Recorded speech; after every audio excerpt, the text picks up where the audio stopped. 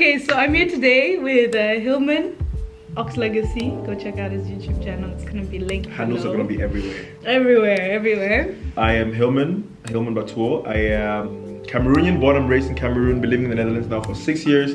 5th year medical student, so been living in Maastricht for 5 years. 1 year was up north around Rotterdam, a city called Dordrecht, for those of you who know. And after 1 year integration, moved down south to study, and now I'm studying amongst all the other things I do, under which YouTube as well. Be sure to check my channel down below. That's a little bit about myself. Alright, great. So I posted this on Instagram and on the community tab so that you guys can ask us any questions, whatever you've ever wanted to ask a first year medical student or a 5th year medical student. Do you want to hear them before? No. We are going to be surprises. Spontaneous. I just started a month ago at University of Maastricht. I'm doing the international program, which the first 3 years are in English and the last 3 years are in Dutch. I applied for the English program, which back then was called ITM, and I did not get in for the ITM, so the English program, but my number was high enough to get me into medicine in general, and I could barely speak Dutch back then, but I was like, I'm gonna do this, so I started in Dutch. Alright, one of the questions is about that. Let's just get straight into it. First question, someone asks you, where's home? What do you say? Asking as a Malawian expat.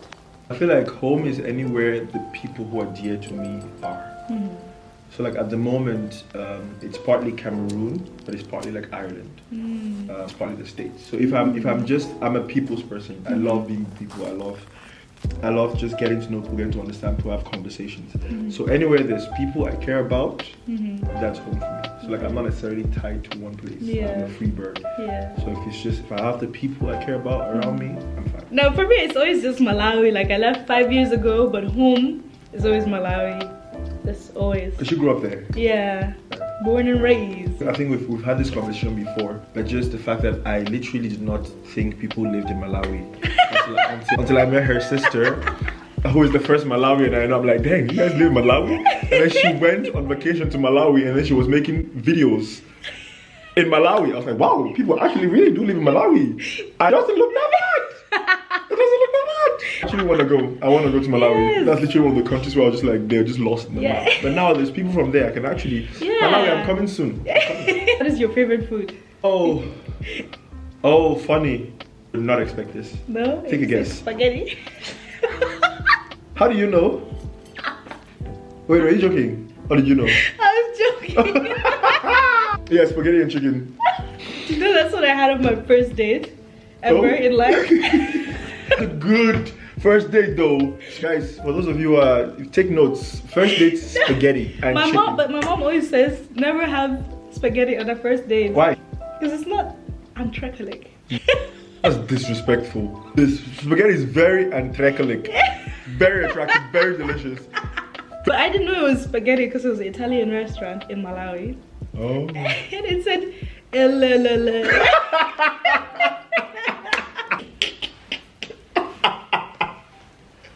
I was very disappointed. The thing is, in Cameroon, spaghetti is not like here. Spaghetti is scarce. It's like when you get spaghetti, it's like spaghetti. It's on Christmas, New Year, all the big occasions where you get chicken. So for me, it was like, that was the thing. Yeah. But my brother and I would cook chicken in like spaghetti in Cameroon. Always it's like a big celebration. It's like a main event of the week. Yeah. When I came here and then it was like so cheap, I was like, wow, Like, I'm about to live my best life. It's a student meal, say less. I'm okay with it. But yeah, it was for me. It was a different. He had a different kind of like connotation back there. It still is for me. Yeah. Like I cook a lot of African meals and I miss Cameroonian meals and stuff. Yeah. So I make more of them. But still, spaghetti has a special place. Yeah. Sisters know when I'm coming over, they have to cook spaghetti. Yeah. Have you had injera before? Yeah. In Ethiopia when I was there. They put the injera down. And then they put all the things, whatever, the shiro, they put spaghetti. Oh yeah? Yeah. I don't like this question. For me, my favorite meal depends on the season of my life, I guess. Is it that deep? I like home food. I like nsima with terere. You have to put pictures because I have no idea what Yeah. Nsima is like ugali. Okay, that one I know. And then terere is okra. Oh, you like okra? I do. You don't?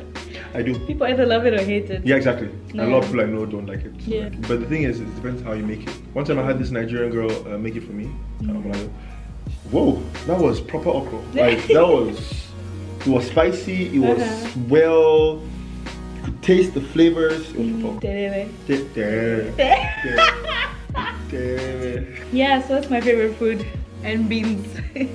And lentils, yeah. Alright, next question. This guy travels every weekend, so if you think studying medicine means you can't Right? travel, Was that one of the questions? Or should I answer the question? So you can answer it, actually... yeah. No.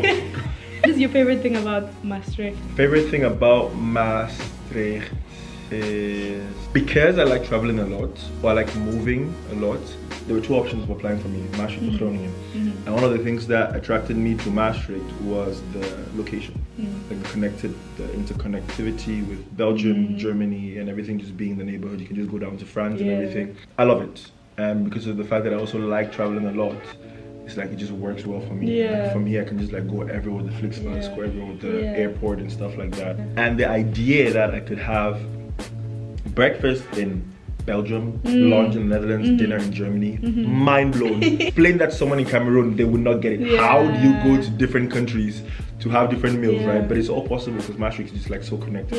I think that's one of the things I appreciate so far, aside from the people, most about the city itself. So your favorite thing is that you can leave? Yeah. Basically.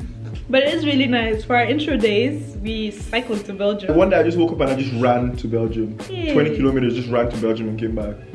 Okay, but you're built different. It was a very wild day for me, but I was like, yeah, why not? We're here, why not? I think my favorite thing is the bridge. You've been here for like how many hours? You've been here for like 2 hours. I mean, fair enough, it is a beautiful bridge though. It is a nice bridge. And I like the nature, I like that they're actually hills, because the rest of the Netherlands is just flat. Actually, going out of the station by train, it's so pretty. The forest. Oh. I feel like I'm in a fairy tale, you know? Like, and hills. You don't have that up north? No, it's just farm. It's just, you just see a cow. I like the roads, the cobblestone road. I feel like I'm in a movie. Things have like a fairy tale. Not paid attention to. You want to focus on leaving. That's what I came here to leave. Okay, are you doing medicine in Dutch or English for your bachelor? We answered that. We already answered that. Right? Dutch, English. Because a lot of people don't know this actually. I did the Dutch track, but you could indicate if you're interested in doing that, you can do a couple of periods with the ITM track. For example, in year 1 I did 2 periods, period 1.4, 1.5 with ITM track. In year 2 I did 2.4, 2.5 in ITM track as well. Just to like see for myself, would it be better, because I'm a native English speaker, would it be better for me to like study in English compared to Dutch and everything. So it is a possibility, and a lot of people don't know that as well. If you're ITM as well, you also want to see how it is studying in Dutch, you can also do the reverse. So that I did study some blocks, and also my best blocks, I did perform in the English one. Yeah, you can do that. I think it's different now because the English track is new. Exactly. It's not possible anymore. Exactly. Change the curriculum, and now the English track, they don't have exams. Completely different. It's completely different. So I think that indeed you cannot switch anymore. I didn't even realize that. You can't switch anymore. Ooh. Yeah, the only 2 universities in the Netherlands where you can do the first 3 years in English and the last 3 in Dutch are Groningen and Maastricht. Yeah, Groningen is right all the way to the north. Maastricht is all the way to, I don't know if they intentionally did that. Just like outsource the English university. Just like, and you can only apply to one at a time. Yeah. You can apply to both. The alternative is doing liberal arts and sciences and then applying for Zij and Stroom, which I tried to do. For more about that, watch my video I'm going to publish. True, we're also making a video for his channel, so look out for that. How long did it take you to master your Dutch in order to be accepted into medicine? Oh, in order to be accepted into medicine, the application I did in English, and the question is tricky because it says how long did it take me to master my Dutch to be accepted into medicine. But I did not master it. That's the tricky part because you need to get the B2 diploma to be accepted into the medical program. And I don't know now they took it to C1, back then it was B2. So you just need to pass the B2 language exam to get accepted. It took me in total 7 months of classes, Dutch classes, 6-7 months of classes. Took the exam and then I passed. I got accepted into medicine. So I got accepted and I was just awaiting my results from the language. And when I came, I was like, oh, finally I'm in. Basically, I could not necessarily speak Dutch fluently then. That's why I said I didn't master it.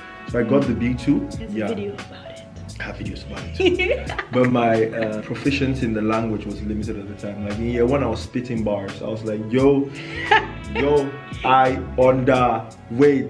I was literally just throwing words out there, and the people in my tutorial group had to make sense of it. Thankfully, they were kind enough. But yeah, it wasn't Maastricht, but it took me around 7 to 8 months to pass it. I think that's better because I feel like I'll be speaking like that, but in the master. Exactly.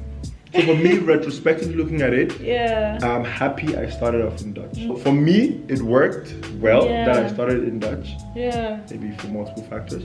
But for some people, it can be tricky. Yeah. All of a sudden, you're like thrown in the deep and you like have to figure your way out. But I think ultimately, for me, if I was to advise anyone, I would advise you to start in Dutch if you anticipate that you might have struggles with it in the masters. Wow. Yeah, because when you apply either for the English International or the Dutch, and then you can tick a box that says if you don't get into the International, that you want to be considered for the Dutch. So that's how I got it. Yeah. Wow. Oh. Basically, they provide Dutch classes. Oh yeah, true. And you can do an interview/intake session so that they can see your level of Dutch. And if it's good enough, you don't have to take the classes. So I did that interview and they said I don't need to take any classes. So I don't know. I think my grammar. But it took me, I guess, 4 years, 5 years to get to the level that I'm at. Yeah. So you have worked for it. And I did courses on my last bachelor, and then I worked jobs where I made sure I had to speak Dutch. Dutch is a difficult language. I always scare my classmates. I'm like, you haven't started yet. I mean, it's definitely not the easiest language, no. How to plan studying/revising in a structural way. You would expect that I know more about this, right? I never really studied with structure. Well, you had people who revised all their cases, as in read their cases they had prepared, and then like summarized them, all of them, and then at the end just basically studied the summaries. Yeah. I could never do that. Yeah. I just was like, just one case at a time. And then one. So I think for me the most important thing then was planning, because I didn't really structure stuff like that. But just for me, okay, I have 12 cases.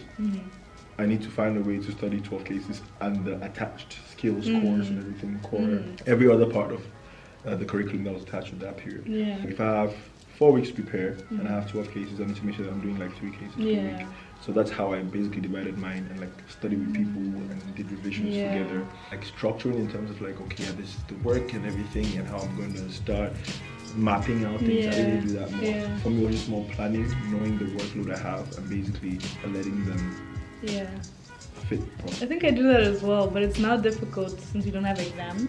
Must be nice. But like, must be nice. I do this stuff and then I'm like, when do I look at this again? Because I don't have an exam for it. Because that's the danger as well. A few questions. How did you learn Dutch? Answered it. How long did it take you? 7 months, 4 years? Do you want to practice medicine in the Netherlands? Guys, I am here to leave. I'm literally in this country to just leave. I've seen the Netherlands. I think I would like to get the experience though. My vision does not necessarily have me living here for a longer period of time, and I feel like I'm just at this stage in my life I'm so focused on learning as much as I can, growing as much as I can, exposing myself to different cultures, exposing myself to different environments. Whereas like at this stage I don't feel like I want to get comfortable in one place. Being in Maastricht for 5 years has definitely gotten me comfortable, or at least gotten me in the direction of being comfortable. I do not like it. I like challenges, I like unknown, I like just new environments and stuff like that. Thankfully I'm moving soon in like 2 weeks. I think I would definitely want to get experience here, but I don't think it will be like for more than 2 years and stuff. Residency, that's a discussion for another time. I also don't plan on staying. I don't plan on staying long in any place, so. Oh, you want to be like a nomad or something? Yeah. You're not trying to like go back to Malawi and work there, do you? Eventually, like I definitely want to go back to Malawi, but like at the end, you know, like once I've learned everything from everywhere. But I do want to stay for a bit. So. Yeah, for sure. I mean, it's not like you have a choice. She said, I really want to stay for it. Like, do you have a choice? Application tips, especially second round. So first round is like motivation. Yeah, the essay and the portfolio thing. And like, those are together, right? Yeah. That's like phase 2 is the computer test. And written tests and stuff. Which you do sign a confidentiality agreement for. So you cannot really give out that much information about it. You can't really prepare. You can prepare. But I think it's just be yourself and let your passion for medicine, if you have a passion, radiate. Your parents' passion. Let your parents' passion radiate. But I think because that not trying to give them answers you think they want to hear, can take you a long way, because a lot of people try to like, Yeah. it could work potentially for some people, but a lot of people try to give them answers they feel like they want to hear. And like, I don't know, I feel like the university has a system of seeing through that. If your answer seems too right, or it doesn't seem that personal enough, that's tricky. But yeah, the second round, I think just be yourself, let your passion radiate, and just sleep the night before, be rested. Like, you have to think through some of these things, you have to like be sharp to answer them, especially with the time sensitivity of it as well, because I did not finish. Yeah, I also didn't finish. Yeah, be rested, be yourself, and just let your passion. What would you do differently if you could do it again? Nothing. I'm the kind of person, I feel like every aspect of my life has led me to where I am today. And changing something of it might have led me to a better or worse place. I would never know, but I'm so happy where I am and the journey I'm on that I don't think I would want to change anything. Yeah, that's beautiful. I think I would calm down. I'll tell myself to calm down. Because now I'm here, so I'm like, all those times I was stressed. Right? Yeah, exactly. All those times I was stressed, now everything's fine. Exactly. Like, it's always gonna be fine. I don't know. That's something I probably realized comparatively earlier than my mates. Guessing doesn't necessarily have the situation. Whatever's gonna happen is gonna happen. Whether Whether you stress or not. Exactly. So you might as well not stress. The exam, you've written it. If you fail, you pass, you've written it. It's okay. Yeah, true. Do you ever find yourself comparing yourself with others? It's a good one. It is. It's a great one. That's a I feel great like question. she came from my heart. Took it personal. You see that I'm coming for you guys. Comparing, I think, a lot in year one. Especially year with one, the Dutch. Especially with the Dutch, yeah. Hey. You have to like, just picture that I came from Cameroon, where I was at top of my class most of the time. Never had problems with like expressing myself. Was one of the best orators in school. I was a journalist, so like I was used to speaking. And then I come to a situation where I cannot express myself in the most basic form. Yeah. Where I cannot say what I'm thinking. That just takes a toll on you mentally. Yeah. And year one, the identity, the imposter syndrome, identity crisis, all the mental health breakdowns that come with that, it was quite intense. So yeah, year one, being like I was the only one in my class who was not like native Dutch. All the 300 something Dutch students. It was like It's 300 something. 300. Wow. Or 260. Yeah. And that for me, for sure, in year one, I was comparing myself with any and everybody. Until year two, I was like, okay, no, it's not. I can't keep doing this to myself, so I have to do something different. And then I just became comfortable or confident in who I am and my shortcomings and stuff like that. Also realizing that I have a lot of things which a lot of other people who speak Dutch do not have, and stuff. And just realizing that I'm unique in my own way. Yeah. That definitely took me out of that spot of comparing. Yeah, but it was all just mind work, or was there anything that you did other than just rewiring? It was rewiring. Yeah. I had a pretty strong mindset, willpower from Cameroon. That was tested in that period because of the resilience I built in Cameroon. Yeah. I could bounce back on my own. Wow, that's beautiful. Yeah. I definitely compare myself to others, but I think I've reached a point where I realize, like, when I'm comparing myself, then I realize I'm like, but we're all on our own journeys. Yeah. And comparing myself, like, it's not gonna do anything for me. Like, as I said in one of my tutor meetings, I'm only comparing myself to who I was yesterday. Yeah. Or a week ago. Because that's literally the only thing, or the only person with all the same parameters that you can actually objectively compare yourself to. Exactly. Because everyone has a different upbringing, everyone has a different something. So it's like the parameters surrounding the comparison are not the same. That's true. Actually, you are the only person with the same parameters to compare yourself to. So that's just the best thing you can do. Compare yourself now to yesterday, because you can actually objectify the increments and stuff like that. Because you said you compare yourself, but you realized, when did the realization come? Well, I think I did a lot at my last bachelor. Also because I just moved to the Netherlands and it was a completely different playing field. But then I realized how much it was like making me quieten myself. How much I was like in my shell. Just because I was constantly comparing myself to others. I'm like, okay, what I have to say isn't as worthy of what they have to say. It's not as great as what they have to say. Then I realized I was dulling my shine. Then I moved in with my sister. And her friends and everything, they really. You lived with your sister? Rotterdam? Yeah, for like 5 months. Oh yeah? Yeah. Oh, okay. And that really just made me like embrace myself a lot more and realize that I have something worth saying. And just because it's different, and just because my story and my position is different to others, doesn't mean it's worse. Yeah, it's all a journey, guys. It really is. Be true to your journey. Next question. What is both your perspectives on the influence of the pharmaceutical industry on your education? Oh, wow. Well, I've been here for 5 weeks, and we've just done acute care, how to treat a patient that's fallen on the street without any equipment, if you don't have any equipment. So no one's influencing me. Are you sure? No industry. Are you sure? Okay, I definitely have an opinion about this because I've been there for 5 years, so I should have an opinion about this time. But I feel like it's, the question was impact on the education. So let me maybe focus on the education part. And a good case in point is recently in the Medisch Contact, like the medical journal of the Netherlands. I think it's also worldwide known, but that was the journal in which I read it. It was brought to light that some of the big studies on which a lot of the Alzheimer's hypotheses are based, that the results in those studies were fraudulent. So basically what that translates to is the researchers in these big studies, which we base a lot of our Alzheimer's knowledge on now, they Photoshop their results to confirm their hypothesis. Wow. So like the photos were not really what they got from patients, but what they wanted to see in these patients. And just putting that in context, that's what we've known as the main Alzheimer's hypothesis for the last 20 years plus. Of course, it's not like it's completely false, but it's like the evidence is not completely exaggerated. It's not reliable. Like we don't know how much of it is actually true now because this big studies tainted the results. Wow. That's the only, and I'm a big fan of, like, I'm a neurology oriented person. So just thinking of the fact that Big Pharma, because it was someone from Big Pharma who like funded and like was also one of the researchers.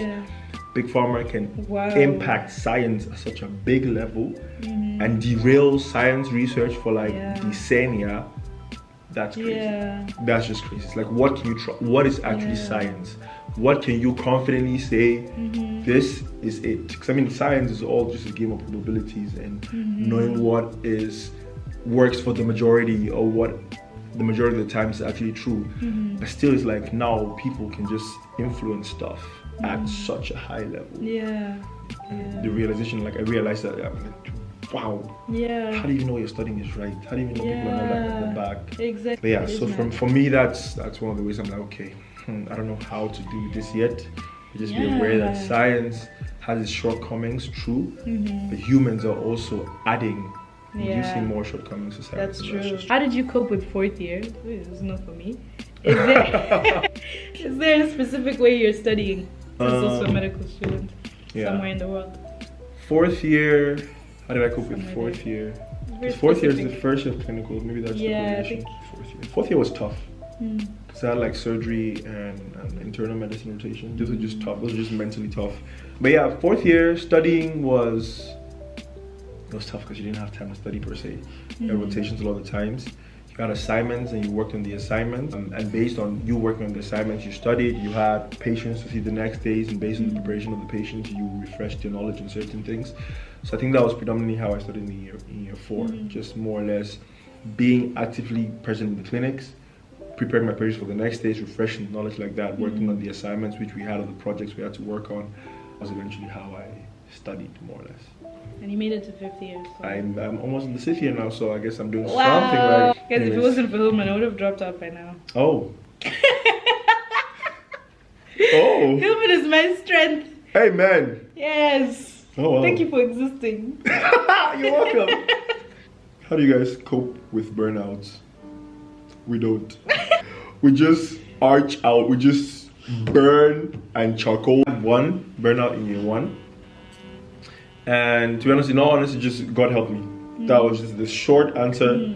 It was not by my strength that I put myself out. I did have some mental resilience in Cameroon, but the fact that I was in that pit in the first place showed how vulnerable I was, and that I wasn't like all that resilient as I thought I was.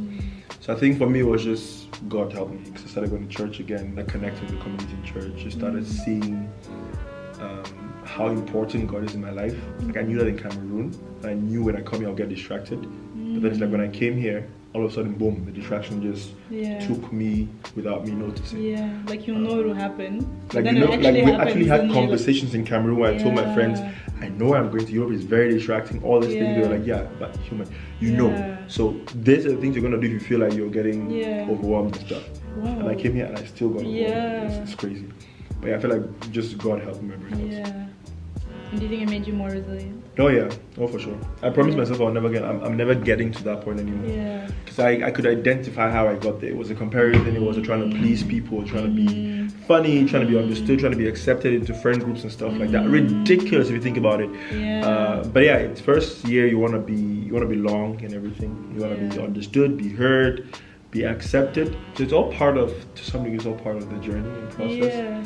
But I feel like, yeah, for me it was just the ghetto, just like the gap, cultural gap between people was just bigger. Yeah. So it's like I had to do a lot more. It cost a lot of energy to be something and conform to something that you were naturally not even close to. Do you think there was a level of like internalized white superiority? Yeah. In whose part? My part? Or yeah. Part?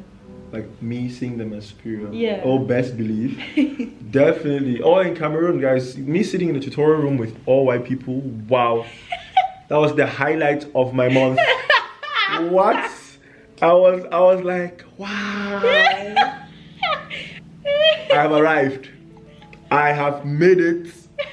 Can't tell me nothing. But yeah, I think that was definitely the case. I held white people at a very high regard, high position for coming here. Like they were all just so smart. They were all like Einsteins. They were all out to do big things. They couldn't do wrong. They're like, you know what, Hillman, just do not compare yourself, because you're just seeing people who you always thought were just like that.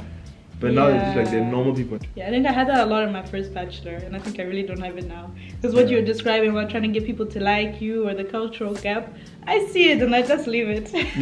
I don't try to close it. But I think it's because I went through a lot what you went in the first year in my other bachelor.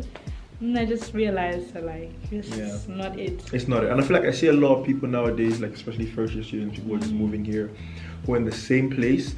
And some part of me is like, should I talk to someone and just like let them know you don't have to do that, like you don't have to really conform, you don't have to like fake it to be accepted. Yeah. But on the other hand, I'm like, maybe people just have to experience it for themselves and like go through the growth process. But to be honest, I don't think it's necessary. Like I really think you could spend that time on a lot more productive things for yourself than trying to conform and get people to accept you. Okay, how do you move to the Netherlands? I want to escape this. I think for me, because I'm half Dutch. Yeah. It was easy, guys. She just had to book a ticket and she was out. Who else book me, fly me out. That's such a big privilege though. Such a huge privilege to be able to have access to Europe. Something I definitely do not take for granted. How did you do it? My mom was here. Ah, okay. So I was flew out. Yeah. They told me, go here, get visa, hop on plane, come. Yeah. I said, say less. Yeah. You can create your own path. You can shape it to be what you want it to be, and not necessarily what people want it to be for you. It's just my motto behind me studying medicine. I am going to be the doctor I want to be. I'm going to be my best doctor, not necessarily the doctor everyone expects me to be. Yeah, and then you're doing more for your patients. So exactly, because you can only be the best doctor for your patients if you're the best human for yourself. Yeah, exactly. And on that note, boom, as a mic drop. It was great. Thank you for having on the channel. Thank you for being on my channel. I can come by more often and see you all lovely people. So be sure to subscribe to my channel to see all that interesting stuff if you're actually curious about knowing more of what medical students can do, what boundaries you can test, cross, what waters you can try to sail. There's a lot of things you can do as a medical student, and I think one of the things I'm so passionate about is just making sure that people understand that medicine does not have to be the traditional conservative way medical students see it to be. You don't have to just sit behind a computer for 40 hours and studying and you have no life. That's someone's calling in life, but if that's not your calling, you should know that you have the space to be much more than that as well. I think that's something I'm passionate about. You've really done that for me, because sometimes I'm like, do I really want to study medicine if it means selling my soul? I'm being able to travel every now and then, I'm being able to do creating content. Exactly. Like, the fact that you create content really kept me going, because otherwise, who knows, I would have dropped it. Yeah, exactly. There's a lot you can do, guys. So there's a lot. But you have to be organized. You have to. I told her if she's still making videos by February, I have respect. And now we're in October, so let's see. Yeah, let's see. 3 videos a week, guys. Monday, Wednesdays, and Fridays. Exactly. If you stop making, I hope you don't cut this part out. Keep this part in the video so everyone can hear as well. If you stop in February, it's like, oops. Thank you for watching, and see you in the next video. Ciao.